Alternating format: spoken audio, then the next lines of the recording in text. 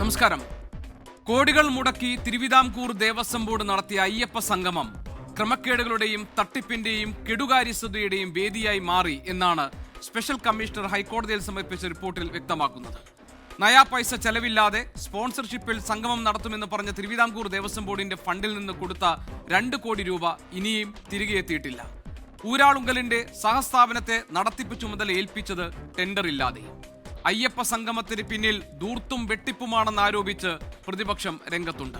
രാഷ്ട്രീയ താൽപര്യത്തോടെ സംഘടിപ്പിക്കപ്പെട്ടതെന്ന് സർക്കാർ ആരോപണം നേരിട്ട അയ്യപ്പ സംഗമത്തിലെ കണക്കിലെ വെട്ടിപ്പിൽ ഇനി ആരൊക്കെ വെട്ടിലാകും? എൻകൗണ്ടർ പരിശോധിക്കുന്നു. പ്രേക്ഷകർക്ക് സ്വാഗതം.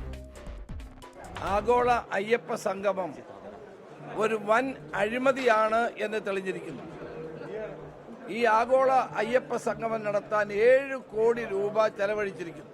വൻതോതിലുള്ള ഒരു വെട്ടിപ്പിന്റെ വേദിയായിട്ടാണ് മാറിയത്. അത് രാഷ്ട്രീയമല്ല, അതിനൊന്നും നമ്മൾ പറയാനില്ല. അത് ബോർഡ് സ്ഥിരീകരണം ഇന്നലെ തന്നെ കൊടുത്തിട്ടുണ്ട്.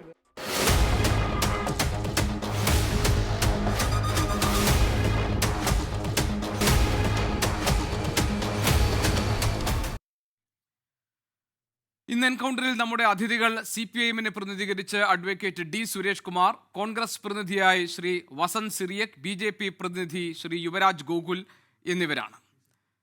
Advocate D. സുരേഷ് കുമാർ, സർക്കാരിന് യാതൊരു ബന്ധവുമില്ല, യാതൊരു പങ്കുമില്ല, ഇത് തിരുവിതാംകൂർ ദേവസ്വം ബോർഡ് നടത്തുന്നതാണ് എന്നാണ് പമ്പയിൽ സംഘടിപ്പിച്ച ആഗോള അയ്യപ്പ സംഗമത്തെക്കുറിച്ച് സർക്കാർ അന്ന് സ്വീകരിച്ച സമീപനം.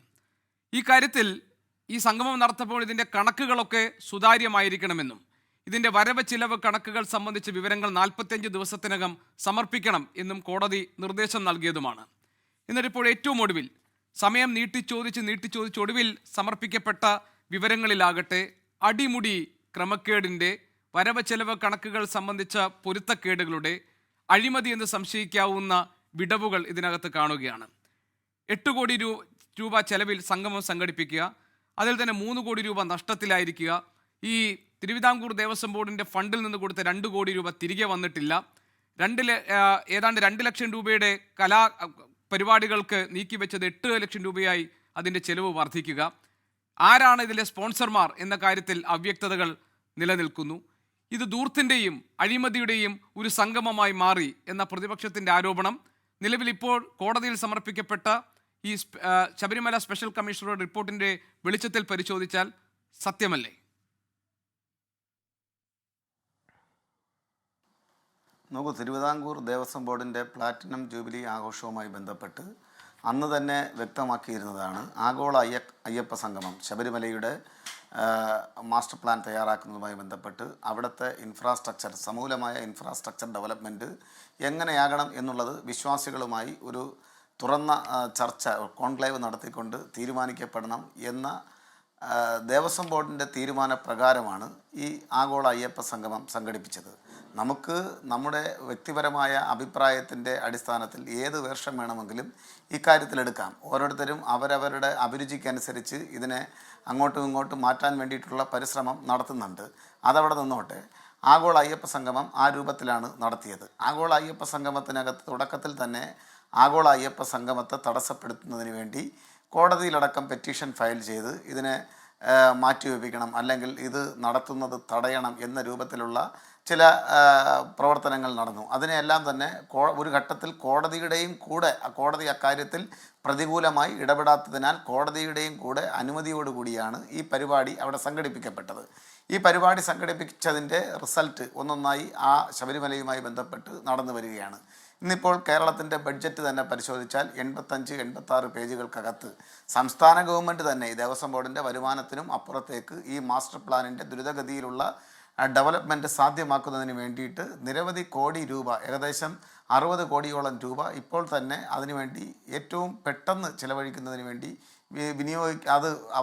അനുവദിക്കുകയും അത് വിനിയോഗിച്ച പ്രവർത്തനങ്ങൾ അഡ്വാൻസ് ചെയ്ത് നടന്നു വരികയും ചെയ്യുന്ന ഒരു സന്ദർഭം കൂടെയാണ്. ഇവിടെ ഒരുപാട് പരാധീനതകൾ, പ്രതിദിനം ലക്ഷക്കണക്കിന് ഭക്തർ എത്തിച്ചേരുന്ന ഈ അമ്പലത്തിനകത്ത് സ്വാഭാവികമായും ആ സ്ഥലപരിമിതിയും മറ്റ് ഒരു കാനന അമ്പലം എന്നുള്ള നിലയിലുള്ള പരിമിതികൾ ഞാൻ എന്റെ ചോദ്യം വളരെ കൃത്യമായി താങ്കളോട് ചോദിക്കാം. ഇപ്പോൾ താങ്കൾ ബാക്കി കാര്യങ്ങളൊക്കെ വിശദീകരിക്കുന്നതിനിടയിൽ ആ ചോദ്യം മറഞ്ഞു പോകണ്ട. അതുകൊണ്ട് ഞാൻ ആ ചോദ്യം ഒരിക്കൽ കൂടി ആവർത്തിക്കാം.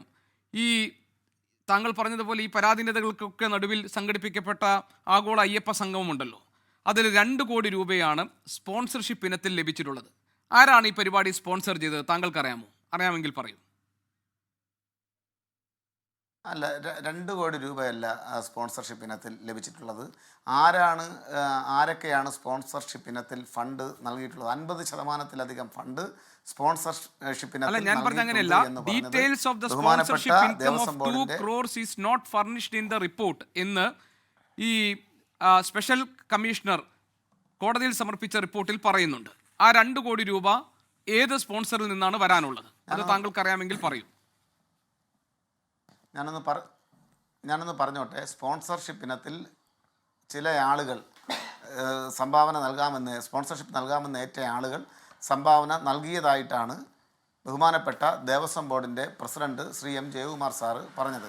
എല്ലാവരും നൽകിയിട്ടുമില്ല. ഈ വരുന്ന 17-ാം തീയതി ദേവസ്വം ബോർഡിൻ്റെ ഈ കാര്യങ്ങൾ ചർച്ച ചെയ്തുകൊണ്ടുള്ള വിപുലമായ മീറ്റിംഗ് നടക്കാൻ വേണ്ടി പോവുകയാണ്. അതിനകത്ത് എത്രയാണ് വരവ്, എത്ര രൂപയാണ് ഇതിന് വിവിധ തലങ്ങളിൽ ചിലവായിട്ടുള്ളത്, അതിനെ സംബന്ധിച്ച് ഡീറ്റെയിൽഡ് ആയിട്ടുള്ള കണക്ക് ഉണ്ടാകും എന്നാണ് ഞാൻ പ്രതീക്ഷിക്കുന്നത്. സ്വാഭാവികമായിട്ടും അതിനകത്ത് സ്പോൺസർമാരെ സംബന്ധിച്ചും ഒരു ധാരണയുണ്ടാകും.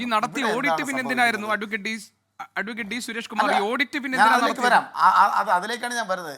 അതാണ് ഞാൻ പറഞ്ഞത്. ഇവിടെ എന്താണ് സംഭവിക്കുന്നത്? സ്വാഭാവികമായും ഇത്തരം പ്രവർത്തനങ്ങൾ നടക്കുമ്പോൾ അതിനെ സംബന്ധിച്ചുള്ള ചില ആ ഘട്ടത്തിലെ ഓഡിറ്റ് റിപ്പോർട്ട് വരും. ആ ഓഡിറ്റ് റിപ്പോർട്ടുകൾ വരുന്ന മുറയ്ക്ക് അതിന് ഏതെങ്കിലും തരത്തിലുള്ള കുറവുകളോ പാകപ്പിഴകളോ ഉണ്ടെങ്കിൽ അത് ക്യൂർ ചെയ്ത് കൊടുക്കുന്നതാണ് പതിവ് രീതി. ഇതെല്ലാ സർക്കാർ, അർദ്ധ സർക്കാർ ഇതുപോലുള്ള സ്ഥാപനങ്ങളിൽ നടക്കുന്ന ഒരു രീതിയാണ്. ഇപ്പോൾ ദേവസ്വം ബോർഡിൻ്റെ ഈ പ്രവർത്തനത്തിന് വേണ്ടി 2 കോടി രൂപ അഡ്വാൻസായി ദേവസ്വം ബോർഡ് നൽകിയിട്ടുണ്ട്. അതെന്താണ് ചെയ്യുന്നത്? സ്പോൺസർഷിപ്പ് വരുന്ന മുറയ്ക്ക് ആ തുക റീഫണ്ട് ചെയ്യുന്നതാണ് സാധാരണയായി കണ്ടുവരുന്നത്. ദേവസ്വം ബോർഡിൽ മറ്റേതെങ്കിലും തരത്തിലുള്ള പ്രത്യേക മാനുവൽ ഇക്കാര്യത്തിലുണ്ടോ എന്നുള്ളതിനെ സംബന്ധിച്ച് ഞാനൊരു കാര്യം ചോദിക്കട്ടെ അഡ്വക്കേറ്റ് സുരേഷ് കുമാർ. അപ്പോൾ കോടതി നൽകിയ നിർദ്ദേശങ്ങൾക്കൊന്നും നിങ്ങൾക്കൊരു വിലയുമില്ലേ? The Honorable Court directed the Travancore Devaswam Board to furnish the audited accounts to me within 45 days of the event. ഇന്ന് 45 ദിവസത്തിനുള്ളിൽ നൽകണം. നിങ്ങൾ കൂടുതൽ സമയം ചോദിച്ചു. ആ സമയം ഇങ്ങനെ എക്സ്റ്റെൻഡഡ് ആയിട്ട് പോയി. അതിനുശേഷം ഇപ്പോൾ നൽകിയിരിക്കുന്ന ഓഡിറ്റ് റിപ്പോർട്ട് വരുമ്പോൾ താങ്കൾ പറയുന്നു ആദ്യം നൽകുന്ന ഓഡിറ്റ് റിപ്പോർട്ടിൽ മുഴുവൻ വിവരങ്ങളും ഉണ്ടാകണം എന്നില്ല എന്നാണ്. ഇപ്പോൾ ഈ നൽകിയിരിക്കുന്ന റിപ്പോർട്ടിൽ തന്നെ പറയുന്ന ഒരു ഭാഗം ഞാൻ താങ്കൾക്ക് പറയാനുള്ള സമയം തരാം. താങ്കൾ അതിൽ ആശങ്ക വേണ്ട, ഞാൻ പറയാനുള്ള സമയം തരാം. കാരണം താങ്കൾക്ക് പറയാനുള്ളത് പ്രേക്ഷകർക്ക് കേൾക്കണമല്ലോ. Despite the unequivocal directions issued by the Honorable Court to ensure financial transparency, the contents of the audit report reveal lapses. കേട്ടോ, it reveal lapses which substantially undermine the efficacy of the directions. കോടതി സാമ്പത്തിക സുതാര്യത വേണമെന്ന് ആവർത്തിച്ച് പറഞ്ഞിട്ടും അതിനോട് ചേർന്ന് നിൽക്കാൻ തരത്തിലുള്ള ക്രമക്കേടുകളും പിഴവുകളുമാണ് ഈ ഓഡിറ്റ് റിപ്പോർട്ടിലുള്ളത് എന്ന് നൽകിയിരിക്കുന്നത് ഏതെങ്കിലും മാധ്യമ പ്രവർത്തകരല്ല, ശബരിമലയിലെ സ്പെഷ്യൽ കമ്മീഷണറാണ്. ആർക്ക്? കോടതിക്ക് നൽകിയിരിക്കുന്ന റിപ്പോർട്ടിൽ പറയുന്നത്. ഇല്ല, ഈ കോടതി ഇതുമായി ബന്ധപ്പെട്ട് 45 ദിവസത്തെ ഒരു ഈ കണക്ക് സമർപ്പിക്കുന്നതിനെ സംബന്ധിച്ചുള്ള രേഖകൾ കൈമാറിയിട്ടുള്ളത് വളരെ വ്യക്തമാണ്. പക്ഷേ നമ്മൾ മനസ്സിലാക്കേണ്ടുന്ന ഒരു കാര്യം, ഇത്തരം കാര്യങ്ങൾ ഉയർന്നു വരുമ്പോൾ ഇത് മാത്രമല്ല കോടതി പറഞ്ഞിട്ടുള്ളത്. ഇപ്പോൾ ഏറ്റവും പ്രസക്തമായി ഈ വിഷയം പ്രതിപക്ഷം ഹൈലൈറ്റ് ചെയ്ത് കൊണ്ടുവരുന്നതിന് പിന്നിൽ ഒരു കാര്യമുണ്ട്. ബഹുമാനപ്പെട്ട ദേവസ്വം ബോർഡിൻ്റെ president Shri M Jayakumar sir വളരെ കൃത്യമായി പറഞ്ഞിട്ടുണ്ട്. 17-ാം തീയതിയുള്ള കമ്മിറ്റി കഴിയുമ്പോഴേ ഇതിനെ സംബന്ധിച്ചുള്ളൊരു വ്യക്തത കൈവരികയുള്ളൂ. നമുക്കിപ്പോൾ അദ്ദേഹത്തെ ഒന്നും സംശയത്തിന്റെ മുൾമുനയിൽ നിർത്തി മുന്നോട്ട് കൊണ്ടുപോകേണ്ട കാര്യമില്ല. ഇത് ജയകുമാർ സാറുമായിട്ട് ബന്ധപ്പെടുത്തേണ്ട കാര്യമേ ഇല്ല. ഇപ്പോൾ ഇതൊന്നും ജയകുമാർ സാറുമായിട്ട് ബന്ധപ്പെടുത്തേണ്ട കാര്യമില്ല. മാത്രമല്ല സുരേഷ് കുമാർ, സർക്കാർ പറഞ്ഞത് സർക്കാരിന് ഇതിൽ യാതൊരു ബന്ധവുമില്ല എന്നാണ്. പക്ഷേ പറയാം, പക്ഷേ സംസ്ഥാന പ്രോട്ടോകോൾ ഓഫീസറുടെ പേരിൽ 37,25,752 രൂപ സംഗമത്തിനുള്ള മുറിവാടകയുടെ ബില്ല് വന്നിട്ടുണ്ട്. സ്വാഭാവികമായും പ്രോട്ടോകോൾ അനുസരിച്ച് വരുന്ന ചില ഗസ്റ്റുകൾ വരുന്നത് സ്റ്റേറ്റിൻ്റെ ഗസ്റ്റാണ്. സ്വാഭാവികമായും അവർക്ക് താമസിക്കുന്നതിനുള്ള മുറിയും മറ്റു കാര്യങ്ങളും ഒരുക്കി. അതാണ് ഞാൻ പറഞ്ഞത്, വിവിധ തലങ്ങളിൽ ചെലവഴിക്കപ്പെട്ടിട്ടുള്ള തുകയെ സംബന്ധിച്ച് വളരെ കൃത്യതയോട് കൂടിയിട്ടുള്ള ഒരു റിപ്പോർട്ട് ഇതുമായി ബന്ധപ്പെട്ട് വെച്ചേ മുന്നോട്ട് പോകാൻ കഴിയുകയുള്ളൂ. പ്രത്യേകിച്ച് ശബരിമലയുമായി ബന്ധപ്പെട്ട് ഒട്ടേറെ വിവാദങ്ങൾ പല തലത്തിൽ ഉയർന്നു വരുന്ന സാഹചര്യത്തിൽ ആഗോള അയ്യപ്പ സംഗമം കൃത്യമായി സ്ക്രീനിങ്ങിന് വിധേയമാകുമെന്നുള്ള കാര്യത്തിൽ ഒരു തർക്കവുമില്ല. അവിടെ ഏതെങ്കിലും രൂപത്തിൽ വഴിവിട്ട് 1 രൂപ പോലും ചെലവഴിക്കപ്പെടാനുള്ള സാധ്യതയില്ല. ഈ പറയുന്ന കാര്യങ്ങൾ പല തലങ്ങളിൽ ചെലവഴിക്കപ്പെട്ട തുക തുകയെ മുഴുവൻ എടുത്ത് അതിനെ എക്സാഗ്രേറ്റ് ചെയ്ത് ഇപ്പോൾ ജയകുമാർ സാർ തന്നെ പറഞ്ഞിട്ടുണ്ട് 50%-ലധികം തുക സ്പോൺസർഷിപ്പിലൂടെ വന്നിട്ടുണ്ട്, ബാക്കി കുറച്ച് തുക വരാനുണ്ട്. ആ തുകയായിരിക്കണം ദേവസ്വം ബോർഡിൽ നിന്ന് അഡ്വാൻസ് ചെയ്തിട്ടുള്ളത്. അത് സ്പോൺസർഷിപ്പ് വരുന്ന മുറയ്ക്ക് റീഫണ്ട് ചെയ്യുന്നതോടുകൂടി ആ പ്രശ്നം അവിടെ അവസാനിക്കുകയാണ്. അതിനൊരു സാവകാശം വേണം. ഇപ്പോൾ കോടതി ഒരു കട്ട് ഓഫ് ഡേറ്റ് പറഞ്ഞിട്ടുണ്ട്, ആ ഡേറ്റ് അധികരിച്ചു പോയിട്ടുണ്ട്. അതിലെന്താണ് ദേവസ്വം ബോർഡ് എടുക്കുന്ന മറ്റ് പ്രിക്കോഷൻസ് ഞാനൊരു കാര്യം താങ്കളോട് ചോദിക്കട്ടെ. ഇവന്റ് മാനേജ്മെന്റ് ഏൽപ്പിച്ചിരിക്കുന്നത് ആരെയാണ്?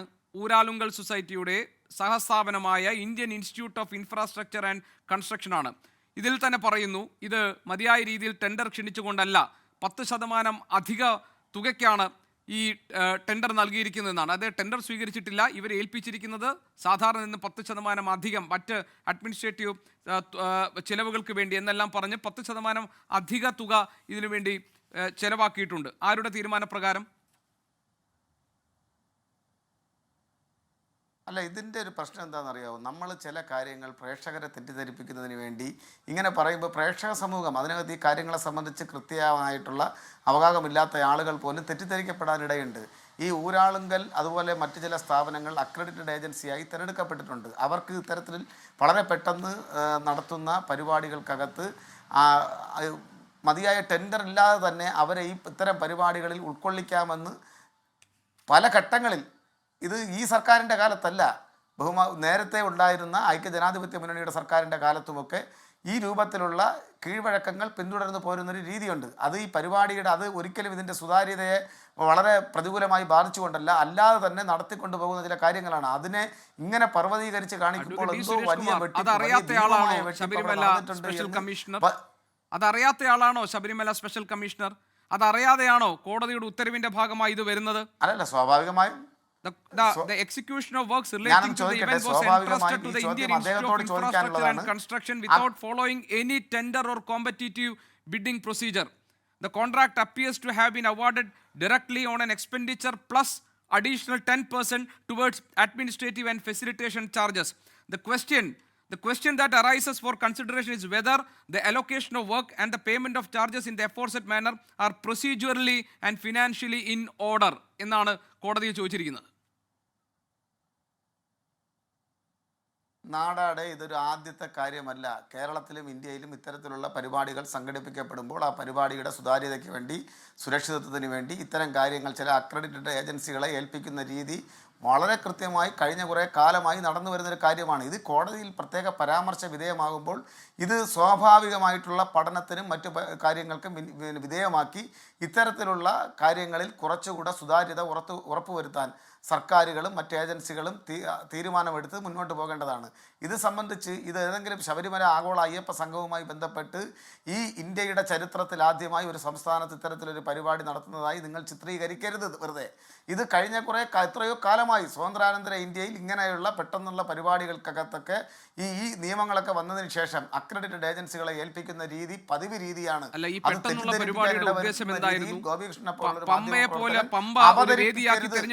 ബന്ധപ്പെട്ട് അന്ന് ഉയർന്നു വന്ന വിമർശനങ്ങൾ താങ്കൾക്ക് ഓർമ്മയില്ലേ? ഈ ശബരിമലയിൽ ഇതിലെ ക്ഷണിക്കപ്പെട്ട പ്രതിനിധികൾ ആരൊക്കെയാണെന്ന കാര്യത്തിലുള്ള സംശയങ്ങൾ ആ ഘട്ടത്തിൽ ഉയർന്നത് താങ്കൾക്ക് ഓർമ്മയില്ലേ? ആരാണ് ഈ പരിപാടി സ്പോൺസർ ചെയ്തത് എന്നത് സംബന്ധിച്ച് ഉയർന്നു വന്ന ആക്ഷേപങ്ങൾ താങ്കൾക്ക് ഓർമ്മയില്ലേ? വ്യക്തമായ ഒരു മറുപടി ഈ ഘട്ടത്തിലെങ്കിലും താങ്കൾക്ക് നൽകാൻ കഴിയുമോ? ആരാണ് സ്പോൺസർമാർ? ആര് എത്ര തുക നൽകിയിട്ടുണ്ട്? എന്തുകൊണ്ടാണ് ദേവസ്വം ബോർഡിന്റെ ഫണ്ടിൽ നിന്നെടുത്ത 2 കോടി രൂപ ഇതുവരെ തിരിച്ചടയ്ക്കാൻ കഴിയാത്തത്? എന്തുകൊണ്ടാണ് 2 ലക്ഷം രൂപ വകയിരുത്തിയ കലാപരിപാടികൾ 8 ലക്ഷം രൂപയിലേക്ക് മാറിയത്? എന്തുകൊണ്ടാണ് ബാക്കി വന്ന ഭക്ഷണം കുഴിച്ചുമൂടപ്പെടേണ്ടി വന്നത്? എന്തുകൊണ്ടാണ് 4000 പേരുടെ കണക്ക് ഇപ്പം അത് മാത്രമല്ല 4100 പേർക്ക് നൽകിയിരിക്കുന്നത്? ഞാൻ അതിൻ്റെ ഭാഗം കൂടി ഞാൻ കണ്ടു. Items such as 4100 units of Aravana, 4100 packets of Appam, 4100 units of Vibhuti, 4100 packets of Manjal Kungumam, 4100 units of Adishishtam ghee and 1 kilogram of sandalwood were issued for distribution to participants of the Sangamam and devotees. The monetary value of the aforesaid items has not been reflected or accounted for in the books of account relating to the event. അപ്പോൾ ഈ പൈസയൊക്കെ ആരുടെ കണക്കിൽ പോകും? അല്ല, ഈ sponsorship ഇനത്തിൽ കിട്ടിയ തുകയെ സംബന്ധിച്ചും അവിടെ ചിലവായ തുകയെ സംബന്ധിച്ചുമൊക്കെ കൃത്യമായ കണക്ക് ഈ മാറിയ സാഹചര്യത്തിൽ നമുക്കെല്ലാവർക്കും അറിയാം. ഇപ്പോൾ വളരെ സെൻസേഷനലായി സമൂഹം മുഴുവനും ഉറ്റുനോക്കുകയും ചർച്ച ചെയ്യുകയും ചെയ്തുകൊണ്ടിരിക്കുന്ന ശബരിമലയുമായി ബന്ധപ്പെട്ടുള്ള കാര്യങ്ങൾക്കകത്ത്, പ്രത്യേകിച്ച് ജയകുമാർ സാറിനെ പോലെ അങ്ങേയറ്റം സത്യസന്ധനായിട്ടുള്ള ഒരു സർവീസ് റെക്കോർഡുള്ള ഒരാൾ ദേവസ്വം ബോർഡിൻ്റെ പ്രസിഡൻ്റായി വന്ന സ്ഥിതിക്ക് തീർച്ചയായും ഇത് കൃത്യമായി മോണിറ്റർ ചെയ്ത് ഇതിനകത്ത് സംഭവിച്ചത് എന്താണെന്നുള്ളതിനെ സംബന്ധിച്ച് പൊതുജനത്തിന് മനസ്സിലാകുന്ന വിധത്തിലുള്ള ഒരു തീരുമാനം ഈ ദേവസ്വം ബോർഡിൻ്റെ 17-ാം തീയതി നടക്കുന്ന മീറ്റിങ്ങിനകത്ത് ഉണ്ടാകും എന്ന് തന്നെയാണ് ഞാൻ പ്രതീക്ഷിക്കുന്നത്. അതുവരെ നമ്മളെന്താ ചെയ്യുന്നത്? ഈ വന്ന ഒരു ഓഡിറ്റ് റിപ്പോർട്ടിനെ വെച്ചിട്ട്, ഓഡിറ്റ് റിപ്പോർട്ടുകൾ എപ്പോഴും വരുന്നത് എന്തുകൊണ്ടാണ്?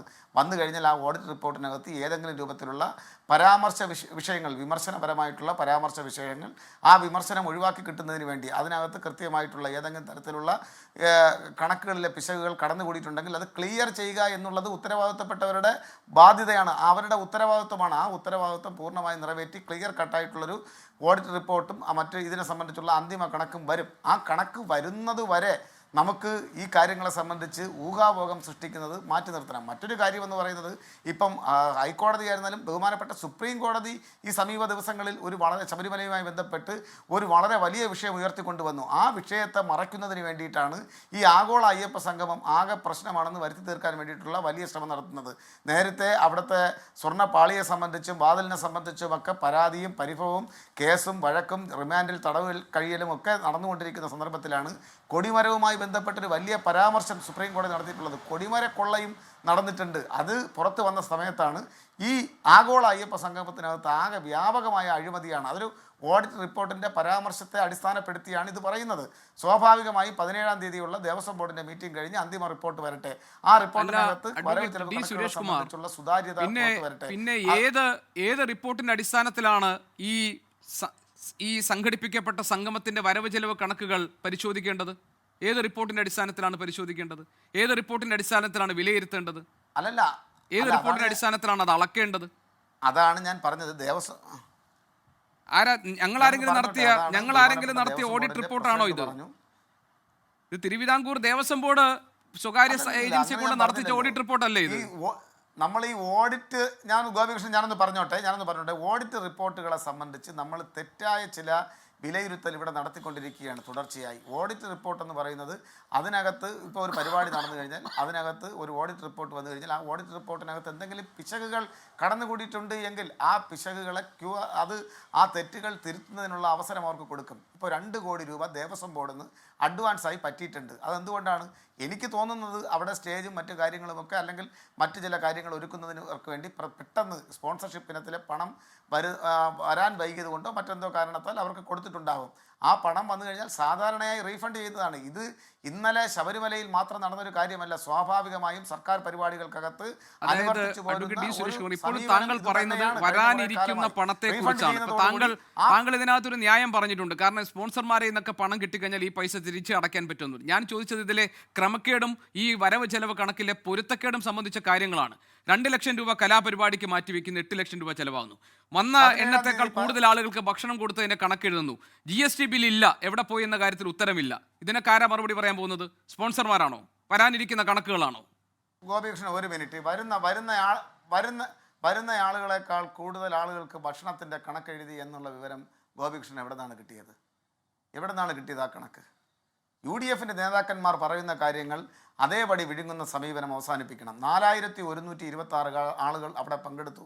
ഏകദേശം ഇന്ത്യയിലെ 16 സംസ്ഥാനങ്ങളിൽ നിന്ന് അവിടെ പങ്കെടുത്തു. വിദേശ രാജ്യങ്ങളിൽ നിന്നുള്ള പ്രതിനിധികൾ പങ്കെടുത്തു. UDFന്റെ നേതാക്കന്മാർ ആവർത്തിച്ച് കേരളത്തിൻ്റെ ബഹുമാനപ്പെട്ട പ്രതിപക്ഷ നേതാവ് ഉൾപ്പെടെയുള്ള ആളുകൾ 500-ൽ താഴെ ആളുകൾ മാത്രമാണ് പങ്കെടുത്തത് എന്ന കള്ളം ഗീവൽസിൻ്റെ സിദ്ധാന്തം പോലെ ഈ നാട്ടിൽ പ്രചരിക്കുമ്പോൾ അതിനകത്ത് വസ്തുതയുണ്ട് എന്ന രൂപത്തിൽ അതിനെ അതേപടി വിഴുങ്ങുന്ന സമീപനം അവസാനിപ്പിക്കണം. എനിക്കതാണ് പറയാനുള്ളത്. ഈ 4126 ആളുകൾ അവർക്ക് ഭക്ഷണം കൊടുക്കുകയും അവരുടെ ചെലവുകൾ നോക്കിയിട്ടുണ്ടാവാം. അതിനെ സംബന്ധിച്ച് അതിൽ എത്ര പേർ അവിടെ താമസിച്ചിട്ടുണ്ട്, എത്ര പേർ ഭക്ഷണം കഴിച്ചിട്ടുണ്ട് എന്നുള്ളതൊക്കെ പരിശോധനയ്ക്ക് വിധേയമാകേണ്ടുന്ന കാര്യങ്ങളാണ്. ഇവിടെ എന്താണ് പറയുന്നത്? UDFന്റെ നേതാക്കന്മാർ പറയാണ് 500-ൽ താഴെ വാർത്താ സമ്മേളനം നടത്തി നിരന്തരമായി പറയുന്ന കാര്യം അതേപടി മാധ്യമപ്രവർത്തകർ വിഴുങ്ങുന്നത് ശരിയാണ്. താങ്കൾക്ക് അത്ര വലിയ ഞാൻ കുറച്ച് കാര്യങ്ങൾ വായിക്കാം. In respect of cost plus expenditure, it was observed that for item number 26, cabling, setting panel board and connected work for additional requirement about 2,80,000. The actual quantity was shown as 1 in the bill of quantity. However, the same was not certified in the joint measurement sheet. 50 numbers of beds of 1,73,000 including GST not found in the joint measurement sheet. ആരാ ഇതൊക്കെ എഴുതി ചേർക്കുന്നത്? Further it was observed that expenses included in the bill of quantity cost plus under extra items from item numbers 47 to 68 aggregating 24,17,15,581 have not been included in the joint measurement sheet. എന്താ ഇതൊന്നും ഉൾപ്പെടാത്തത്? ഏത് കണക്കിലാണ് ഇതെല്ലാം വരുന്നത്? അല്ല, ഞാനിത് പറഞ്ഞല്ലോ, 17-ാം തീയതി ദേവസ്വം ബോർഡിൻ്റെ മീറ്റിംഗ് കൂടിയിട്ട് ഈ ബില്ലിനകത്ത് പരാമർശ വിധേയമാകേണ്ടുന്ന കാര്യങ്ങൾ, ഈ ഓഡിറ്റ് റിപ്പോർട്ടിനകത്ത് ഏതെങ്കിലും കാര്യങ്ങൾ വിട്ടുപോയിട്ടുണ്ടെങ്കിൽ അതിനെ കൂട്ടിച്ചേർക്കുകയും അതിനകത്ത് ചില തെറ്റുകൾ പാകപ്പിഴകളോ എന്തെങ്കിലും പറ്റിയിട്ടുണ്ടെങ്കിൽ അത് ക്യൂർ ചെയ്യുന്നതിന് വേണ്ടിയിട്ടുള്ള അവസരം സ്വാഭാവികമായും ഏത് ഓഡിറ്റ് റിപ്പോർട്ടിനകത്തും കൊടുക്കുന്നതാണ്. അത് ഗോപികൃഷ്ണൻ അറിഞ്ഞുകൂടാത്തത് കൊണ്ടല്ല, നിങ്ങൾക്ക് എല്ലാവർക്കും അറിയുന്ന കാര്യമാണ്. അതും കൂടെ പരിഗണിച്ചതിന് ശേഷം വരുന്ന ഓഡിറ്റ് റിപ്പോർട്ടും കോടതിയുടെ റിപ്പോർട്ടും ഒക്കെ പുറത്തു വരട്ടെ. 17-ാം തീയതി സുരേഷ് കുമാർ, എനിക്ക് ഈ ചർച്ച താങ്കളെ ഈ കാര്യങ്ങൾ പറയുമ്പോൾ ഒരു കാര്യം താങ്കൾ ശ്രദ്ധയിൽപ്പെടുത്താനുള്ളത്, ഇത് ഞങ്ങൾ ആരെങ്കിലും വീട്ടിലിരുന്ന് തയ്യാറാക്കി കൊടുത്ത റിപ്പോർട്ടല്ല. എന്തെങ്കിലും ഒരു കാര്യം ആരോപണമായും വിമർശനമായും അതല്ലെങ്കിൽ ഈ രേഖകളുടെ അടിസ്ഥാനത്തിലും താങ്കളോട് സംസാരിക്കുമ്പോൾ താങ്കൾ അത് UDF-കാരുടെ കുഴലൂത്തുകാരാണ്, കോൺഗ്രസ്സുകാർക്ക് വേണ്ടി സംസാരിക്കുകയാണ്, നിങ്ങൾ പ്രതിപക്ഷത്തിന്റെ പിന്നെ വാദങ്ങൾ എടുത്ത് അതിനു വേണ്ടി പയറ്റുകയാണ്. ഇതൊക്കെ എന്ന് പറഞ്ഞാൽ ഈ സമയത്ത് താങ്കൾക്ക് രക്ഷപ്പെടാൻ ചില വാദങ്ങൾ നിരത്താനാണെങ്കിൽ ആയിക്കോളൂ, അതോ എനിക്ക് കുഴപ്പമില്ല. പക്ഷെ താങ്കൾ എന്റെ ഇന്റഗ്രിറ്റിക്ക് നേരെ വിരൽ ചൂണ്ടിക്കൊണ്ട് ഇത് നിങ്ങൾ അവർക്ക് വേണ്ടി പണിയെടുക്കുകയാണെന്നുള്ള തരത്തിൽ താങ്കൾ ഈ ചർച്ചയിൽ സംസാരിക്കുന്നതിനുള്ള എന്റെ പ്രതിഷേധം ഞാൻ രേഖപ്പെടുത്തുക. കാരണം ഞാൻ വീട്ടിൽ നിന്ന് തയ്യാറാക്കി കൊണ്ടുവന്ന റിപ്പോർട്ട് ഒന്നല്ല വായിക്കുന്നത്, ഞാൻ കോടതിയിൽ സമർപ്പിച്ചിരിക്കുന്ന ഉത്തരവാദിത്തപ്പെട്ട ഉദ്യോഗസ്ഥർ നൽകിയിരിക്കുന്ന റിപ്പോർട്ടിലെ പരാമർശങ്ങളാണ് വായിക്കുന്നത്.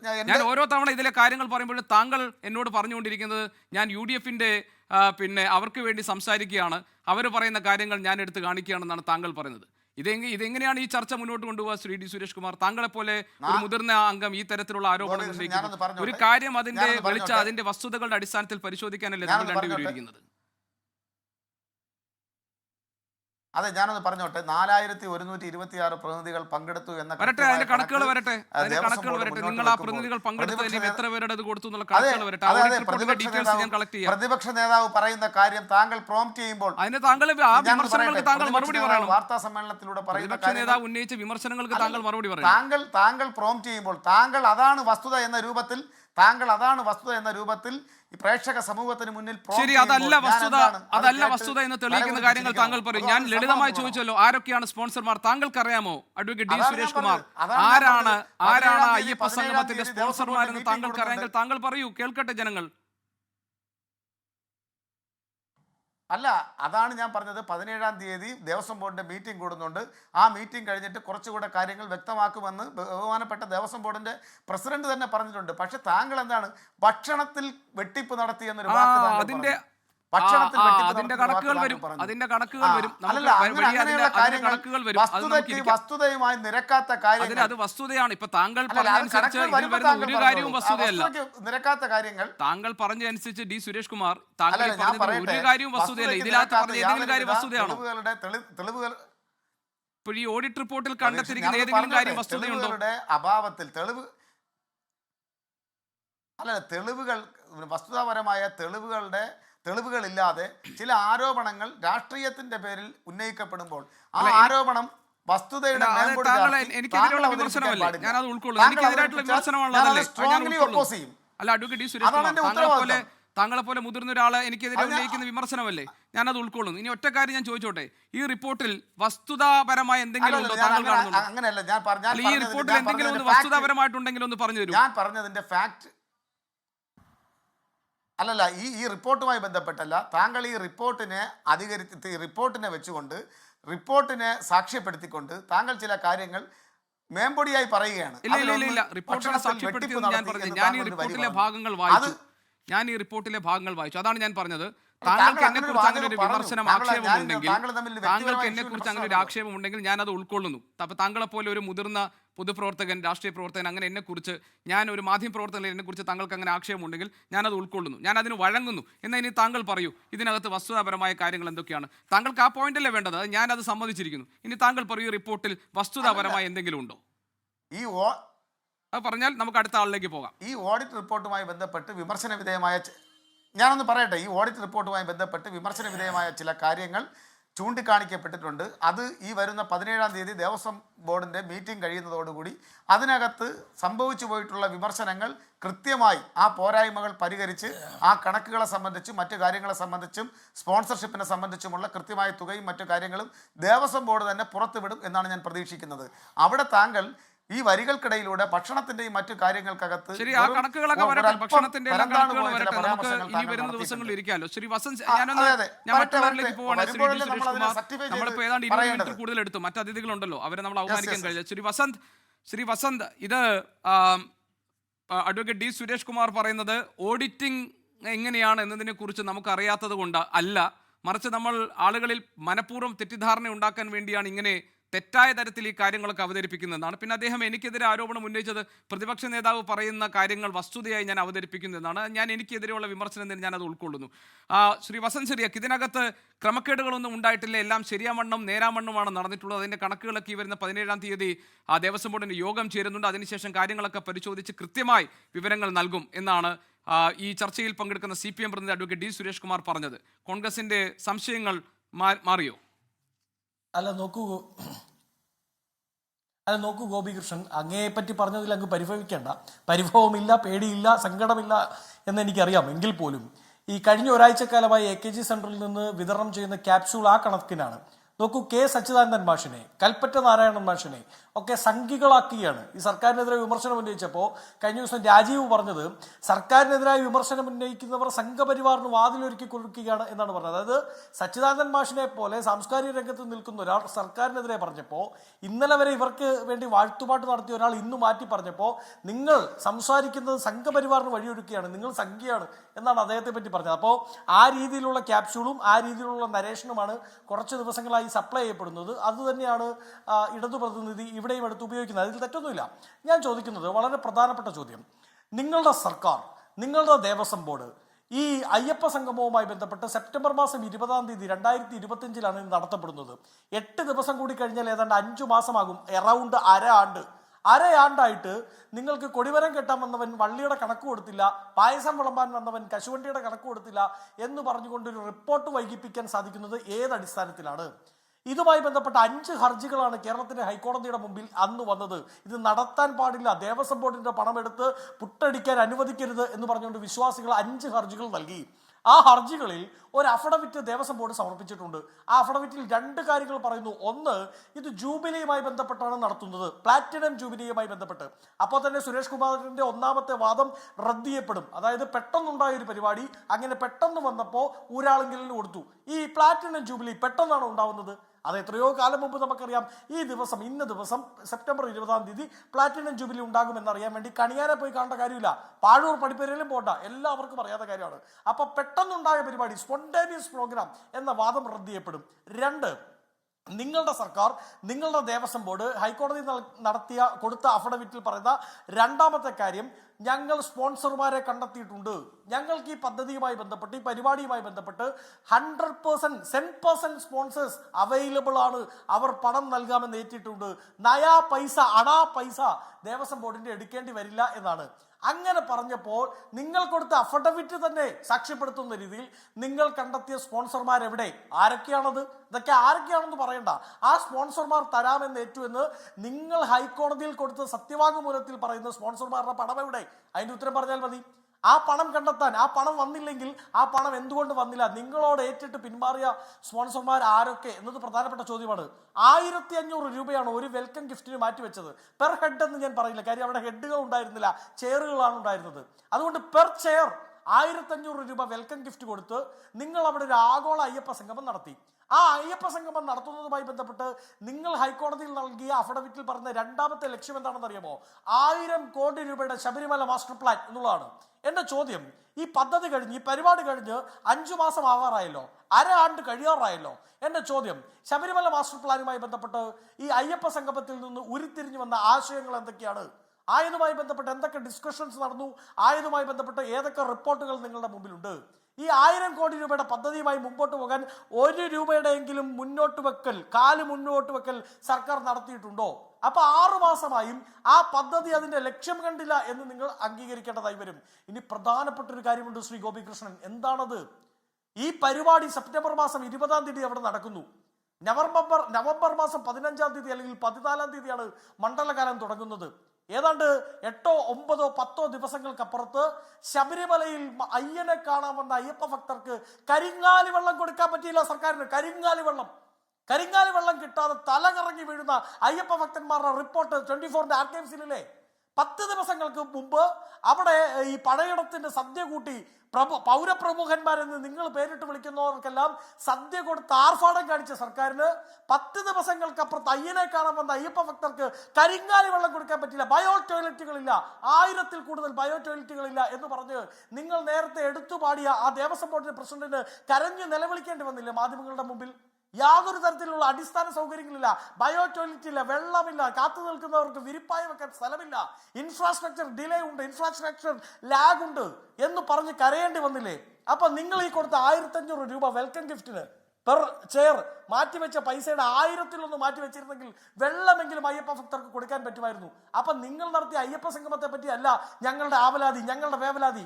ഒന്ന്, നിങ്ങൾ ആ അയ്യപ്പ സംഗമവുമായി ബന്ധപ്പെട്ട് പറഞ്ഞ ലക്ഷ്യങ്ങൾ നിർവഹിച്ചോ? ഇത് കേരളത്തിന്റെ ചോദ്യമാണ്, പ്രതിപക്ഷത്തിന്റെയോ ഗോപികൃഷ്ണന്റെയോ ചോദ്യമല്ല. നിങ്ങൾ യു ആർ അക്കൗണ്ടബിൾ. നിങ്ങൾ പറഞ്ഞ പരിപാടിയുടെ എന്ത് ലക്ഷ്യമാണ് ആ പരിപാടി കണ്ടത്? ഉത്തരം പറ. 2, ഹൈക്കോടതിയിൽ നിങ്ങൾ കൊടുത്ത അഫിഡവിറ്റ് പ്രകാരം ഇപ്പോൾ നിങ്ങൾക്ക് ആ പറയുന്ന സ്പോൺസർമാരെ ചൂണ്ടിക്കാണിക്കാൻ പറ്റുന്നില്ലെങ്കിൽ അത് ഹൈക്കോടതി അലക്ഷ്യമാണ്, കോടതിക്ക് സ്വമേധയെ കേസെടുക്കാം. അടുത്ത ദിവസം റിപ്പോർട്ട് ആവശ്യപ്പെട്ടിട്ടില്ലേ? ആ റിപ്പോർട്ടിൽ ഇത് മുള വാങ്ങാൻ പോയി, മുള കിട്ടിയില്ല 3000, മുള വാങ്ങാൻ വേണ്ടി കാസർഗോഡ് പോയി കിട്ടിയില്ല 4000, പിന്നീട് കണ്ണൂർ വന്നു കിട്ടിയില്ല 5000 എന്ന് പറഞ്ഞ് എഴുതിക്കൊണ്ട് പോയാൽ സുവോമോട്ടോ കോടതി കേസെടുക്കും സർക്കാരിനെതിരെ, ദേവസ്വം ബോർഡിനെതിരെ. നിങ്ങൾ കോടതി അടക്കം തെറ്റിദ്ധരിപ്പിച്ചുകൊണ്ട് ഈ പരിപാടി നടത്തിയത് 2 ലക്ഷങ്ങൾക്കാണ്. 1 പൈസ അടിച്ചു മാറ്റുക, 2 അവിടെ നടന്ന പെരും കൊള്ള അത് മറച്ചു വെക്കുക എന്ന ലക്ഷ്യത്തോടു കൂടിയാണ്. അത് തുറന്നു പറയുന്നവരെല്ലാം കുറെ പേരെ സംഘികളാക്കുക, വേറെ കുറെ പേരെ കോൺഗ്രസ് ആക്കുക എന്ന് പറയുന്ന നിങ്ങളുടെ ചാപ്പ കുത്തുന്ന പരിപാടി അത് അട്ടത്ത് വെച്ചാൽ മതി എന്ന് പറയാതിരിക്കാൻ പറ്റില്ല എന്നുള്ളതാണ് യാഥാർത്ഥ്യം. ശരി, ഞാൻ വരാം. ശ്രീ യുവരാജ് ഗോകുൽ, ഇവിടെ ഇപ്പോൾ സർക്കാർ പറയുന്ന ചില വാദങ്ങളുണ്ട്. അതായത്, ഒന്ന്, പെട്ടെന്ന് സംഘടിപ്പിക്കേണ്ടി വന്ന ഒരു പരിപാടി, അതിൽ അക്രഡിറ്റഡ് ആയി നിൽക്കുന്ന ഊരാളുകളുമായി ബന്ധപ്പെട്ട് അവർക്ക് ആ ടെൻഡർ കൊടുക്കുന്നു. മാത്രമല്ല, ഈ കണക്കുകളിൽ പറയുന്ന, അതായത് കണക്കിലെ പൊരുത്തക്കേടുകളൊക്കെ ആദ്യം നൽകിയ ഓഡിറ്റ് റിപ്പോർട്ടിലുണ്ടെങ്കിൽ അതൊക്കെ തിരുത്താനും അതിൽ വിശദീകരണം നൽകാനും ഇപ്പോൾ യോഗം ചേരാൻ പോകുന്നു. എല്ലാത്തിനും കൃത്യമായ കണക്കും വിവരങ്ങളും ഒക്കെ ഉണ്ട്. ഇപ്പോൾ ജയകുമാർ സാറ് ആ കാര്യങ്ങളൊക്കെ പരിശോധിച്ച് അദ്ദേഹം ഈ കാര്യങ്ങളിൽ വ്യക്തത വരുത്തുമെന്നാണ്. പക്ഷേ ഇന്ന് ദേവസ്വം മന്ത്രിയോട് ഈ കാര്യങ്ങൾ ചോദിച്ചപ്പോൾ ദേവസ്വം മന്ത്രി, ഞാൻ ആ ഭാഗത്തേക്ക് വരാൻ, ദേവസ്വം മന്ത്രി നൽകിയ ഒരു മറുപടിയുണ്ട്. കാരണം എല്ലാ തുകയും, അതായത് കൊടുത്ത തുകയെല്ലാം സ്പോൺസർമാരിലൂടെ തിരികെ കിട്ടിയിട്ടുണ്ടെന്ന് നിയമസഭയിൽ തിരുവഞ്ചൂർ രാധാകൃഷ്ണന്റെ ചോദ്യത്തിന് അദ്ദേഹം നൽകിയൊരു മറുപടിയുണ്ട്, നൽകിയിട്ടുണ്ട് എന്ന്. ഈ പണമൊക്കെ തിരികെ കിട്ടിയിട്ടുണ്ടെന്ന് അദ്ദേഹം പറഞ്ഞ മറുപടി അതൊന്നും കിട്ടിയിട്ടില്ല. എന്നാൽ ഇന്ന് അദ്ദേഹത്തിനോട് ചോദിച്ചപ്പോൾ അതൊക്കെ ബോർഡ് നോക്കിക്കോളും, ബോർഡ് കാര്യങ്ങളൊക്കെ കൃത്യമായി വിശദീകരിച്ചോളും എന്നാണ് പറഞ്ഞിരിക്കുന്നത്. ഈ കാര്യത്തിലും ഇനി ഹൈക്കോടതി ഇടപെട്ട് ഇതിലും പരിശോധനയും അന്വേഷണവും ഒക്കെ നടത്താൻ സാധ്യതയുള്ള ഒരു സാഹചര്യം രൂപപ്പെടുകയാണോ? ശ്രീ ഗോപികൃഷ്ണൻ, ഒന്നാമത്തെ കാര്യം എന്ന് പറഞ്ഞാൽ ഇപ്പോൾ അങ്ങ് ഇവിടെ വിശദീകരിച്ച 3-4 കാര്യങ്ങളുണ്ട്. അതായത്, ഒരു വിഷയം പറയുന്നു, കുറച്ച് കഴിഞ്ഞ് അതുമായി ബന്ധപ്പെട്ടിട്ട് അടുത്തൊരു സംശയം വരുന്നു, കൂടുതൽ അനുബന്ധ ചോദ്യങ്ങൾ വരുമ്പോൾ അതിൽ നിന്ന് മാറി മറ്റൊന്ന് പറയുന്നു, അവിടെ നിന്ന് ചാടിക്കളിച്ച് മറ്റൊരിടത്തേക്ക് പോകുന്നു. നോക്കൂ, നമ്മൾ ഈ പോലീസുകാർ ഈ ചോദ്യം ചെയ്യുന്ന സമയമുണ്ടല്ലോ, ചില പ്രതികളെ കുറ്റം ചെയ്തവരാണ് എന്നുണ്ടെങ്കിൽ പറഞ്ഞ കാര്യം മാറ്റിയും തിരിച്ചും പറഞ്ഞുകൊണ്ടേയിരിക്കും. ഇതിനകത്ത് ഒരു കാര്യത്തിനകത്ത് നമുക്ക് എല്ലാവർക്കും നല്ല വ്യക്തതയുണ്ട്. ഈ ആഗോള അയ്യപ്പ സംഗമം എന്ന് പറഞ്ഞിരിക്കുന്ന ഈ പരിപാടി നടത്തിയിട്ട് ദേവസ്വം ബോർഡുമായി ബന്ധപ്പെട്ട് നിൽക്കുന്ന സഖാക്കൾ അത്യാവശ്യം നല്ല രീതിയിൽ തന്നെ കുറേ കാശ് മുക്കിക്കൊണ്ട് പോയിട്ടുണ്ടെന്നുള്ള കാര്യത്തിനകത്ത് യാതൊരു തരത്തിലുള്ള സംശയവുമില്ല. ഇപ്പോൾ ശ്രീ സുരേഷ് അദ്ദേഹം പറഞ്ഞൊരു കാര്യമുണ്ട്, പെട്ടെന്ന് നടത്തുന്ന പരിപാടി ആയതുകൊണ്ടാണ് എന്നുള്ള കാര്യം. നോക്കൂ, ഈ പെട്ടെന്ന് നടത്തുന്ന പരിപാടി ഒരു വലിയ പ്രളയം വന്നു, അല്ലാന്നുണ്ടെങ്കിൽ വലിയൊരു ദുരന്തം വന്നു, അവിടെ പെട്ടെന്നൊരു കാര്യം ചെയ്യാൻ വേണ്ടിയിട്ട് അല്ലെങ്കിൽ മറ്റെന്തെങ്കിലും കാര്യം ചെയ്യാൻ വേണ്ടി കേൾക്കുന്ന സമയത്ത് നമുക്ക് ഈ പറയുന്ന പോലെ ടെൻഡർ വിളിച്ചുകൊണ്ട് നിൽക്കാനോ ടെൻഡർ കോട്ട് ചെയ്യാനോ ഒന്നും ചിലപ്പോൾ സമയം കിട്ടി എന്ന് വരില്ല. അതുപോലെയല്ല ഒരു പ്രോഗ്രാം, ഒരു ഈവന്റ് നടത്താൻ വേണ്ടിയിട്ട് അതിനകത്ത് എന്താ ഇത്ര വലിയ ആ സെപ്റ്റംബർ 20 എന്നുള്ളത് ഒരു ഒക്ടോബർ 1 കഴിഞ്ഞാൽ എന്തെങ്കിലും പ്രശ്നം ഉണ്ടാവുമോ? ഒരു ടെൻഡർ നടപടി പൂർത്തീകരിച്ച് കൊണ്ടുവരാൻ വേണ്ടിയിട്ട് ഒരാഴ്ച പോരാന്നുണ്ടോ? ഇപ്പോൾ സെപ്റ്റംബർ 20 തന്നെ ഈ പരിപാടി നടത്തിയില്ല എന്നുണ്ടെങ്കിൽ പമ്പയിൽ വെള്ളം കയറി എല്ലാം നശിച്ചു പോവും, അങ്ങനെയൊന്നുമില്ലല്ലോ. അവിടെ നിങ്ങളൊരു പരിപാടി നടത്താൻ വേണ്ടി തീരുമാനിച്ചു. അനുയോജ്യമായ ഡേറ്റ് തീരുമാനിക്കുന്നത് അതിൻ്റെ സംഘാടകരാണ്. അനുയോജ്യമായ ഡേറ്റ് എന്ന് പറയുന്നത് നിങ്ങൾക്ക് ഈ പറയുന്ന നടപടിക്രമങ്ങൾ മുഴുവൻ പൂർത്തീകരിച്ച് കൊണ്ടുവന്നതിന് ശേഷം ആ പരിപാടി നടത്തുവാൻ വേണ്ടിയിട്ടാണ് അനുയോജ്യമായിട്ടുള്ള ഡേറ്റ് നടത്തുന്നത്. അല്ലാണ്ട് കേരളത്തിലെ ജനങ്ങളെല്ലാം കൂടി ക്ലിഫ് ഹൗസിന്റെ മുമ്പിൽ വന്നിട്ട് അയ്യോ സെപ്റ്റംബർ 20 ആഗോള അയ്യപ്പ സംഗമം നടത്തിയില്ലെങ്കിൽ ഞങ്ങൾ എല്ലാവരും മുങ്ങിച്ചാവുക എന്ന് പറഞ്ഞ് അപേക്ഷിച്ചിട്ട് നിങ്ങൾ നിക്കക്കള്ളിയില്ലാണ്ട് ആ പരിപാടി നടത്തിയൊന്നും അല്ലല്ലോ. ഒന്നാമത്തെ കാര്യം. രണ്ടാമത്തെ കാര്യം എന്ന് പറയുന്നത് അങ്ങ് ഇവിടെ ആവർത്തിച്ച് പറയുന്നുണ്ടായിരുന്നു 4126 പേര് വന്നു എന്നുള്ള കാര്യം. ഇനി അടുത്ത ഇത് മാറ്റി പറയണം കേട്ടോ. നിങ്ങൾ പറഞ്ഞിരിക്കുന്ന അനുസരിച്ചിട്ട് 5000 പേർക്ക് ഭക്ഷണം കൊടുത്തു, 8.5 ലക്ഷം രൂപയായി എന്നുള്ളതാണ്. അങ്ങ് തന്നെ പറയുകയാണ് ഇപ്പോൾ 4126 പേരാണ് അവിടെ വന്നത് എന്നുള്ള കാര്യത്തിനകത്ത്. യഥാർത്ഥത്തിൽ അവിടെ ഉച്ചയ്ക്ക് ഭക്ഷണം കഴിച്ചിരിക്കുന്നത് 3000 പേര് തികച്ചുണ്ടോ എന്നുള്ള കാര്യത്തിൽ പോലും ആൾക്കാർക്ക് സംശയമുണ്ട്. അപ്പോഴാണ് നിങ്ങൾ പറയുന്നത് 4126 പേര് വന്നു, അവിടെ 5000 പേർക്ക് ഭക്ഷണം കൊടുത്തു എന്നുള്ള കാര്യം. ഇത് ഈ ഞാൻ ചില സിനിമ ഡയലോഗുകളിലേക്ക് പോകുന്നില്ല, അവിടെ പോയിട്ട് കാര്യമില്ല എന്നുള്ളത് കൊണ്ടാണ്. 500 പേർക്ക് തികച്ച് ഭക്ഷണം കൊടുത്ത രാത്രിയിൽ 3000 പേർക്ക് കൊടുത്തു എന്നൊക്കെയാണ് നിങ്ങൾ കണക്ക് എഴുതി വെച്ചിരിക്കുന്നത്. ഇനിയിപ്പോൾ നിങ്ങൾ അവർ വന്നു എന്നുള്ള നിലയിൽ നിങ്ങളൊരു കണക്ക് എഴുതി ഉണ്ടാക്കുമായിരിക്കും, ഞങ്ങൾക്കറിയില്ല. പക്ഷേ എനിക്ക് ഇനിയും മനസ്സിലാകാത്തൊരു കാര്യം എന്ന് പറഞ്ഞു കഴിഞ്ഞാൽ, നമ്മൾ ഈ കണക്കിൽ പോകുന്ന സമയത്ത് ഇപ്പോൾ കഴിഞ്ഞ ദിവസം കോടതിയുമായി ബന്ധപ്പെട്ടിട്ട് പുറത്തു വന്നിരിക്കുന്ന ചില കണക്കുകൾ അനുസരിച്ചിട്ട് പ്രേക്ഷകർ കേൾക്കാനാണ്. നിങ്ങൾ പലരും വായിച്ചിട്ടുണ്ടാവും, എന്നാലും വായിച്ചിട്ടില്ലാത്തവരും അറിഞ്ഞിട്ടില്ലാത്തവരും കേൾക്കാൻ വേണ്ടിയിട്ടാണ്. കുമരകം ഗോകുലം ഗ്രാൻഡ് റിസോർട്ടിന് മാത്രം കൊടുക്കാനുള്ളത് 12,88,000 സംതിങ് രൂപയാണ്. അതുപോലെ ഗവൺമെന്റ് ഇക്കോ ലോഡ്ജിന് 39,018, കുമരകം ഗ്രാൻഡ് ഫീൽഡിന് 18,500, KTDC വാട്ടർ സ്കേപ്പിന് 2,98,000 രൂപ, 3 ലക്ഷത്തോളം രൂപ, താജ് കുമരകത്തിന് 52,476 രൂപ, wild miss home stay Munnar 20. ആഗോള അയ്യപ്പ സംഗമത്തിന് വന്നവരാണ് കേട്ടോ താമസിച്ചത്. എവിടെ? വൈൽഡ് മിസ്റ്റ് ഹോം സ്റ്റേ മൂന്നാറിൽ താമസിച്ചിരിക്കണം. ആഗോള അയ്യപ്പ സംഗമത്തിന് വന്ന ആൾക്കാരാണ്. അപ്പം മൂന്നാർ, കുമരകം, നിങ്ങളൊന്ന് നോക്കി നോക്കണം. കേരളത്തിൻ്റെ കൃത്യമായിട്ടും ഈ ടൂറിസ്റ്റ് സ്പോട്ടുകളിൽ വന്ന് താമസിച്ചിട്ട് പോയിട്ടിരിക്കുന്ന ഈ ആൾക്കാർ, ഇവരെല്ലാവരും കൂടി വന്നിട്ടാണ് അവിടെ എന്ത് ചെയ്യുന്നത്? അവിടെ വന്നിട്ട് അയ്യപ്പനെ കാണാൻ വേണ്ടി വരുന്നവർക്ക് വേണ്ടിയിട്ടുള്ള സൗകര്യങ്ങൾ എന്താണ് എന്നുള്ള കാര്യങ്ങൾ പഠിക്കാൻ വേണ്ടി വന്നിരിക്കുന്നത്. ഈ വന്നിരിക്കുന്നവർക്ക് കൊടുത്തിരിക്കുന്നതാണ് ബാർ അറ്റാച്ച്ഡ് ഹോട്ടലുകൾക്കുള്ള ബില്ലാണ് ഞാൻ ഈ വായിച്ചത്. അപ്പം നിങ്ങളൊന്ന് ആലോചിച്ച് നോക്കണം, അവിടെ നടന്നിരിക്കുന്ന സാധനം എന്താണ്? ഇവരാണോ അയ്യപ്പനെ കുറിച്ച് പഠിക്കാൻ വേണ്ടി വരുന്നത്? ഇവരാണോ അവിടെ തീർത്ഥാടനത്തിന് വരുന്ന സാധാരണക്കാരായിട്ടുള്ള അയ്യപ്പ ഭക്തരുടെ സൗകര്യങ്ങളെ കുറിച്ചിട്ട് പഠിക്കുന്നത്? ഇവരാണോ ആ വിഷയത്തിൽ അഭിപ്രായം പറയുന്നത്? ശരി, ഇവരെല്ലാവരും കൂടി അഭിപ്രായം പറഞ്ഞിട്ടുണ്ട് എന്നിരിക്കട്ടെ. ഇവർ പറഞ്ഞിരിക്കുന്ന അഭിപ്രായം എന്താ? ഈ 1000 കോടി രൂപയുടെ മാസ്റ്റർ പ്ലാൻ എന്താണ് ഇവർ പറഞ്ഞിരിക്കുന്നത്? ഈ വന്നിരിക്കുന്ന ആൾക്കാരിൽ ആരൊക്കെയാണ് ഈ മാസ്റ്റർ പ്ലാൻ മുമ്പോട്ട് വെച്ചിരിക്കുന്നത് അറിയാനുള്ള അവകാശമില്ലേ? ഇപ്പൊ വസന്ത് പറഞ്ഞതുപോലെ തന്നെ ഏതാണ്ട് അരക്കൊല്ലം ആകുന്നില്ലേ സാർ? ഏതാണ്ട് അരക്കൊല്ലം ആകുന്നില്ലേ സഖാവേ? എന്താണ്, ആരാണ് ഈ പറഞ്ഞ ഈ കുമരകത്ത് ഈ നമ്മൾ ഈ പറയുന്ന ഇത്രയും ലക്ഷം രൂപയുടെ 12 ലക്ഷം രൂപയ്ക്ക് മുകളിൽ ബില്ലിങ് വന്നിട്ടുള്ള സ്ഥലത്ത് താമസിച്ചിട്ടുള്ള ഏത് വ്യക്തി എന്ത് മാസ്റ്റർ പ്ലാനാണ് അവതരിപ്പിച്ചിരിക്കുന്നത്? കേരളത്തിന് അറിയാൻ താല്പര്യമില്ലേ? നിങ്ങൾ അവസാനം ഏതെങ്കിലും ഒരു ഓടക്കണക്ക് എഴുതി കൊണ്ടുവന്നിട്ട് ഇതാണ് 1000 കോടിയുടെ മാസ്റ്റർ പ്ലാൻ എന്ന് അവതരിപ്പിക്കുക. ഓക്കെ, ആയിക്കോട്ടെ, കുഴപ്പമില്ല, നിങ്ങൾ അത് അവതരിപ്പിച്ചോളൂ. പക്ഷെ ഞാൻ ചോദിക്കുന്നത്, നിങ്ങൾ ഇത്രയും പൈസ കൊടുത്ത് ഇത് ചെയ്ത് കഴിയുമ്പോൾ ഇതിനകത്ത് ആര് എന്ത് എന്നുള്ളതിന് നോ ഫ്രീ മീൽസ് എന്നാണ് പറയുന്നത് ഈ ലോകത്ത്. There is no free meals, അല്ലേ? അപ്പൊ നിങ്ങൾ ഇത്രയും രൂപ കൊടുത്ത് താമസിപ്പിച്ചിരിക്കുന്ന ആൾക്കാരുടെ പ്രൊഡക്ടിവിറ്റി എന്താണ്? അവരെന്താണ് ആ പ്ലാന് പറഞ്ഞിരിക്കുന്നത്? അരക്കൊല്ലമായിട്ട് അത് അറിയാനുള്ള അവകാശം സാധാരണ അയ്യപ്പ ഭക്തർക്കില്ലേ? സാധാരണ മനുഷ്യർക്കില്ലേ? കേരളത്തിലെ ജനങ്ങളുടെ കാശ് തന്നെയല്ലേ എടുത്ത് കളിച്ചുകൊണ്ടിരിക്കുന്നത്? ഇനി നിങ്ങളത് സ്പോൺസർഷിപ്പ് വഴി കൊണ്ടുവന്നതാണെന്ന് പറയും. ഇന്നലെ ഒരാൾ പറയുന്നുണ്ടായിരുന്നു, ഇന്നലെ ഞാൻ മറ്റൊരു ഇടത്ത് ചർച്ചയ്ക്ക് ഇരിക്കുമ്പോൾ പറയുന്നുണ്ടായിരുന്നു, 2 കോടി രൂപ ധനലക്ഷ്മി ബാങ്ക്, 1 കോടി രൂപ കേരള ബാങ്ക്, 1 കോടി രൂപ അദാനി തരാം എന്ന് പറഞ്ഞിട്ടുണ്ട്. അദാനിയുടെ പൈസ ഇതുവരെ കിട്ടിയിട്ടില്ല എന്നുള്ള കാര്യം. അപ്പോൾ അദാനി ഇപ്പൊ നല്ല അദാനിയായോ? അതായത് നിങ്ങൾക്ക് ഈ കണക്കുകളെല്ലാം കൂടി ഒപ്പിക്കാൻ പറ്റാതെ ആയ സമയത്ത് നിങ്ങളിപ്പോൾ എല്ലാം കൂടെ ഓടി അദാനിയുടെ അടുത്ത് പോയതാണോ? അപ്പൊ അദാനി നിങ്ങൾക്ക് 1 കോടി രൂപ തന്ന് നിങ്ങളുടെ മുഖം രക്ഷിക്കാമെന്ന് പറഞ്ഞാണോ? ഇപ്പൊ ആ അദാനി നല്ല അദാനിയായോ? എനിക്ക് മനസ്സിലാവുന്നില്ല. നിങ്ങൾ ഇടതുപക്ഷക്കാർ എന്ത് തരം രാഷ്ട്രീയമാണ് മുമ്പോട്ട് വയ്ക്കുന്നത് എന്നുള്ള കാര്യത്തെ കുറിച്ചിട്ട് എനിക്ക് തീരെ മനസ്സിലാകുന്നില്ല. സകലത്തിലും ക്രമക്കേടല്ലേ. 150 കിടക്ക മേടിച്ചു എന്ന് പറയുന്നു, 100 കിടക്കയുള്ളൂ, 50 കിടക്ക കാണാനില്ല. കേബിളിങ്ങിന്റെ ബില്ലിന് പ്രശ്നം. ഈ പറയുന്ന എന്താണ് ഓഡിറ്റർ തന്നെ പറഞ്ഞിരിക്കുന്ന അനുസരിച്ചിട്ട് അവര് എന്താണ് ഈ സബ് കോൺട്രാക്ട് കൊടുത്തിരിക്കുന്നതിന്റെ ഡോക്യുമെന്റ് ഒന്നും തന്നെ കാണാനേ ഇല്ല എന്നാണ് പറയുന്നത്. ഇനി അങ്ങനെ ഒരു ഡോക്യുമെന്റ് ഉണ്ടോ ഇല്ലയോ എന്നറിയില്ല. GST ബില്ലുകളിൽ ഏതാണ്ട് 60 ലക്ഷത്തിന് രൂപയ്ക്ക് മുകളിൽ കാണാനില്ല. എന്തേ നടന്നിരിക്കുന്നത്? ഞാൻ ചോദിക്കട്ടെ, ഇനിയിപ്പോ ഹൈക്കോടതിയെ വിടൂ, SIT വിടൂ, ബാക്കി എല്ലാത്തിനെയും വിടൂ. കേരളം ഭരിച്ചുകൊണ്ടിരിക്കുന്ന സർക്കാരിന് ഇതിനകത്തൊരു ഉത്തരവാദിത്വം ഇല്ലേ? ഇങ്ങനൊരു കാര്യം നടക്കുന്ന സമയത്ത് ഇത്രയും വലിയൊരു കൊള്ള ഇതുമായിട്ട് ബന്ധപ്പെട്ടിട്ട് നടന്നിരിക്കുകയാണ്. ഇത്രയധികം ക്രമക്കേടുകൾ ഇവിടെയുണ്ട്. ഇപ്പോൾ നിങ്ങൾ പറയുന്നത് 12-ാം തീയതിയോ മറ്റോ അടുത്ത ദിവസങ്ങളിൽ തന്നെ ഒരു ബോർഡ് കൂടിയിട്ട് ഇതിൻ്റെ അകത്തുള്ള കണക്കുകൾക്കുള്ള പാകപ്പിഴകൾ പരിശോധിച്ച് കോടതിയിൽ സമർപ്പിക്കുന്നതാണ്. ഇത് കാണുന്ന സാധാരണ അരി ഭക്ഷണം കഴിക്കുന്ന ആൾക്കാർക്ക് മനസ്സിലാവുന്നുണ്ട് ഇതിനകത്ത് വ്യാപകമായ ക്രമക്കേടുണ്ടായിട്ടുണ്ടെന്ന്. 6 മാസമായിട്ട്, അരക്കൊല്ലമായിട്ട് സംസ്ഥാന സർക്കാരിന് മനസ്സിലായില്ലേ ഇതിനകത്ത് ഇത്രയും ക്രമക്കേട് നടന്നിട്ടുണ്ട് എന്നുള്ള കാര്യം? ഇത്രയും ക്രമക്കേട് നടന്നിട്ടുണ്ട് എന്നുണ്ടെങ്കിൽ അതിനകത്ത് എന്ത് നടപടിയാണ് എടുത്തിട്ടുള്ളത്? ഏത് ഉദ്യോഗസ്ഥനെതിരെയാണ് നടപടി എടുത്തിട്ടുള്ളത്? ഏതായാലും ഈ പറഞ്ഞ കാര്യങ്ങൾക്കൊക്കെ അഡ്വക്കേറ്റ് ഡി സുരേഷ് കുമാറിന് മറുപടി ഉണ്ടാകും. അഡ്വക്കേറ്റ് ഡി സുരേഷ് കുമാർ, താങ്കൾക്ക് ഈ പറഞ്ഞ കാര്യങ്ങൾക്കൊക്കെ മറുപടി പറയാനുണ്ടാകും. അതിലേക്ക് പോകുന്നതിന് തൊട്ട് മുൻപ് ഞാൻ ഈ സെപ്റ്റംബർ 20-നാണല്ലോ ആഗോള അയ്യപ്പ സംഗമം നടന്നത്. അതിന് ഏതാണ്ട് ഒരു 8-9 ദിവസം മുൻപ്, അതായത് കൃത്യമായി പറഞ്ഞാൽ സെപ്റ്റംബർ 11-ന് ദേവസ്വം മന്ത്രി വി എൻ വാസവൻ മാധ്യമങ്ങളോട് പറഞ്ഞൊരു കാര്യമുണ്ട്. അതൊന്ന് നമുക്ക് കേട്ട ശേഷം ഞാൻ താങ്കളിലേക്ക് വരാം.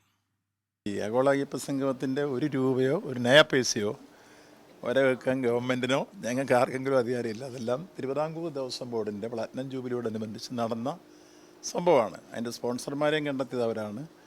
ഒപ്പം വരവില കണക്കും തയ്യാറാക്കിയതവരാണ്. അത് അവരോട് ചോദിച്ചെങ്കിൽ പറയാൻ പറ്റുള്ളൂ. അത് ഏതെങ്കിലും തരത്തിൽ പരിശോധിക്കേണ്ട കൂട്ടർ അത് പരിശോധിച്ച് ഓഡിറ്റ് സഹിതം കോടതി കൊടുക്കണം എന്നാണെന്ന് അവർ തീരുമാനിച്ചുള്ളൂ ഞാൻ മനസ്സിലാക്കുന്നു. ബാക്കി കാര്യം ദേവസ്വം ബോർഡിൻ്റെ അധികൃതരോട് ചോദിച്ചെങ്കിലേ പറയാൻ പറ്റൂ. ദേവസ്വം ബോർഡിൻ്റെ കയ്യിൽ നിന്ന് അന്നൊന്നും ആദ്യം അഡ്വാൻസ് എടുത്തത് തിരിച്ചവർ സ്പോൺസർഷിപ്പ് കൊടുത്തെന്നാണെന്ന് പരസ്യപ്പെടുത്തി കണ്ടത്. മറ്റു കാര്യങ്ങൾ ഞങ്ങളുടെ ആശയം നടത്തേണ്ട കാര്യമില്ല. കാരണം സാമ്പത്തിക കാര്യം എപ്പോഴും ദേവസ്വം ബോർഡിൻ്റെ മുഴുവൻ ദേവസ്വം ബോർഡ് തന്നെയാണ് കൈകാര്യം ചെയ്യുന്നത്.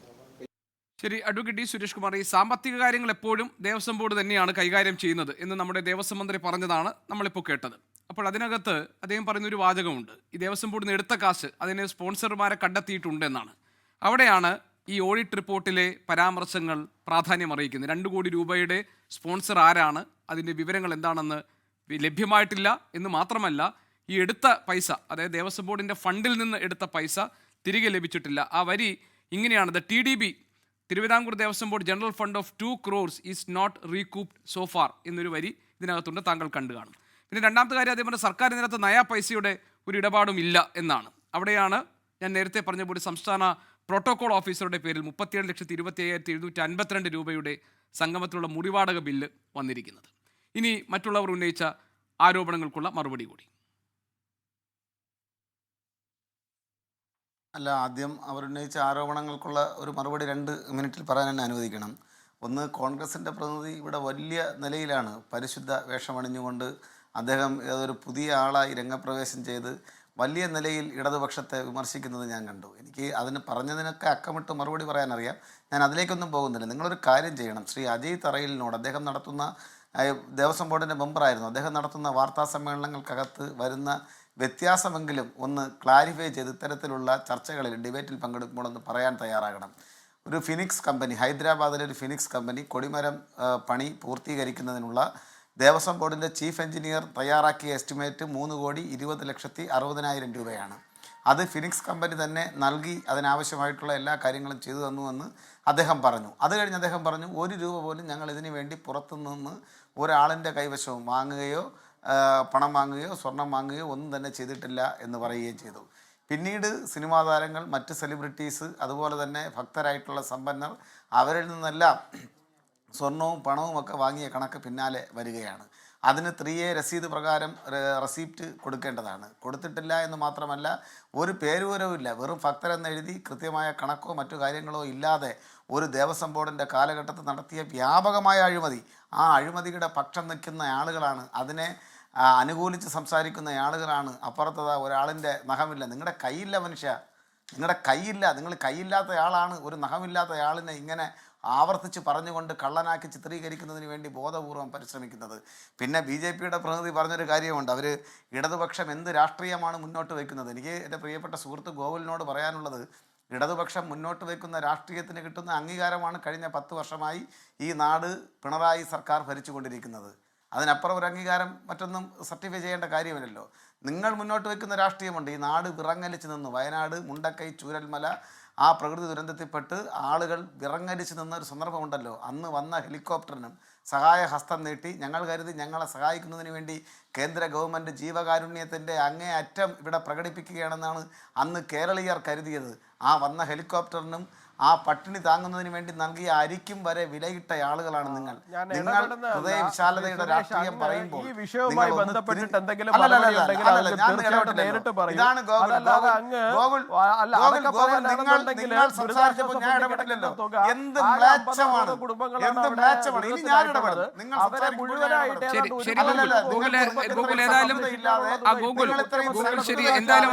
എന്തായാലും അഡ്വക്കേറ്റ് ഡി സുരേഷ് കുമാർ അത് പൂർത്തിയാക്കട്ടെ. ശരിയാണ്, ഗൂഗിൾ പറഞ്ഞത് ശരിയാണ്. അദ്ദേഹം ഈ വിഷയത്തിലല്ല മറുപടി പറയുന്നത്. ശരിയാണ് ഗൂഗിൾ, താങ്കൾ പറഞ്ഞത് ശരിയാണ്. അദ്ദേഹം ഈ വിഷയത്തിലല്ല മറുപടി പറയുന്നത്. യുവരാജ് ഗോകുൽ, ഓക്കെ, ശരി ശരി ശരി, മറുപടി പറഞ്ഞോട്ടെ. തട്ടിപ്പിനെ കുറിച്ചിട്ടും കൊള്ളയെ കുറിച്ചിട്ടും മോഷണത്തിനെ കുറിച്ചിട്ടും മറുപടി പറയുക. ആ ചോദ്യം ഞാൻ ചോദിക്കും. അദ്ദേഹം ഇപ്പോൾ തന്നെ മറുപടി പറയട്ടെ. അദ്ദേഹം അത് പൂർത്തിയാകട്ടെ. ഗൂഗിൾ, നിങ്ങൾ ഉന്നയിച്ച കാര്യങ്ങൾക്കൊക്കെ അദ്ദേഹം മറുപടി പറയട്ടെ. യുവരാജ് ഗോകുൽ, നേരത്തെ വസന്തം കൈ ഉയർത്തിയിരുന്നു.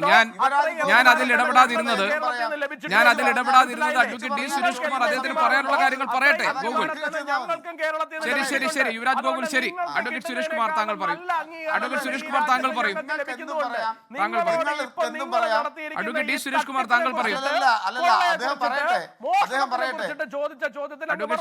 താങ്കൾ പറയും. ഇല്ലെങ്കിൽ ഞാൻ ഇടവേള എടുക്കാം. കാരണം ഇത് ആരും സംസാരിക്കുന്നത് കേൾക്കില്ല. നിങ്ങളൊരു വെറും ഒരു 7ാം ക്ലാസ് കുട്ടിയുടെ നിലവാരത്തിൽ നമ്മൾ അങ്ങനെ പരസ്പര നിലവാരം നടക്കാതെ അഡ്വക്കേറ്റ് ഡി സുരേഷ് കുമാർ താങ്കൾ പറഞ്ഞോളൂ. താങ്കൾക്ക് പറയാനുള്ള കാര്യം. 7ാം ക്ലാസ് കുട്ടിയോട് സംസാരിക്കുമ്പോൾ എനിക്ക് PG-യുടെ നിലവാരത്തിൽ സംസാരിക്കാൻ പറ്റില്ല. അദ്ദേഹം മുന്നോട്ട് വെച്ച് പറഞ്ഞൊരു കാര്യമുണ്ട്. ഈ ചർച്ചയിൽ അദ്ദേഹം പറഞ്ഞത് ഇടതുപക്ഷം എന്ത് രാഷ്ട്രീയമാണ് മുന്നോട്ട് വെക്കുന്നത്. വേണമെങ്കിൽ നമുക്കത് റീവൈൻഡ് അടിച്ച് കേൾക്കാം. അദ്ദേഹം പറഞ്ഞത് ഇടതുപക്ഷം എന്ത് രാഷ്ട്രീയമാണ് കേരളത്തിൽ മുന്നോട്ട് വെക്കുന്നത്, ആ രാഷ്ട്രീയം പറയാനുള്ള ഉത്തരവാദിത്വം. അതിനാണ് ഞാൻ ഇവിടെ ഇരിക്കുന്നത്. അല്ലാതെ ഗോകുല് പറയുന്ന കാര്യം പറയാനല്ല. ഗോകുൽ അത് മനസ്സിലാക്കണം. ഗോകുലിന് ഇടയ്ക്ക് കയറി ഡിസ്റ്റർബ് ചെയ്യാനുള്ള നിങ്ങളുടെ പാർട്ടി കമ്മിറ്റി കൂടുമ്പോൾ ശബരിമലയെ കുറിച്ചാണ് ഞാൻ പറയുന്നത്.